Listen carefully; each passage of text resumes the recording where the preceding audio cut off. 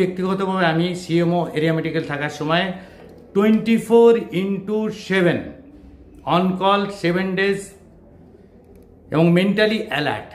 আমার ক্ষেত্রে আমি যদি আমার এক্সপিরিয়েন্স শেয়ার করি সেক্ষেত্রে বলা যায় যে সো মেনি কোলিয়ারিজ খাদান যেটা বাংলায় বলা হয় সেগুলো চলছে, এবং যদি কোনো অ্যাক্সিডেন্ট এমার্জেন্সি হয় সেক্ষেত্রে উইদিন 10 to 15 মিনিট হাজির হতে হবে, নাহলে আইআর মানে ইন্ডাস্ট্রিয়াল রিলেশন রিলেটেড প্রবলেম হয়।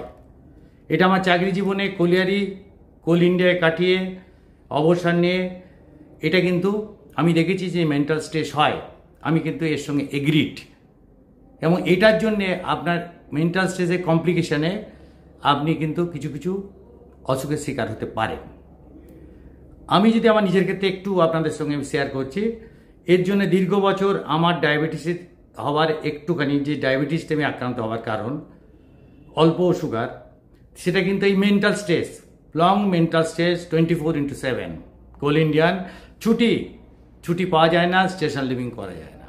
এই ব্যাপারে অন্য ভিডিওস আমার আছে, আমি আরও আপনাদের সঙ্গে শেয়ার করব। নেক্সট হচ্ছে fear of violence and ডিটোরেটিং environment. এটা কিন্তু তথ্যভিত্তিক আলোচনা, অতএব আমার তথ্যগুলো পয়েন্ট টু পয়েন্ট করতে হচ্ছে। এর সঙ্গে আমি কিন্তু পার্শিয়ালি এগ্রিড। এই কথাটা কেন বললাম, এই যে ফিয়ার অফ ভায়োলেন্স, এর জন্যে আমার নিজের ক্ষেত্রে আমি বলতে পারি যে ম্যানেজারিয়াল স্কিল আপনাকে ডেভেলপ করতে হবে। আমি নিজে ডেভেলপ করেছিলাম বলে আমি কিন্তু থ্রু আউট সার্ভিস পিরিয়ড এবং ডাক্তারি যে এটা আমি কিন্তু রীতিমতো এনজয় করেছি।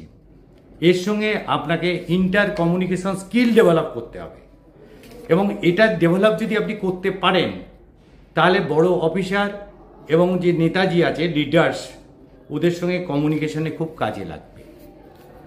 তাহলে এবার 3 নম্বর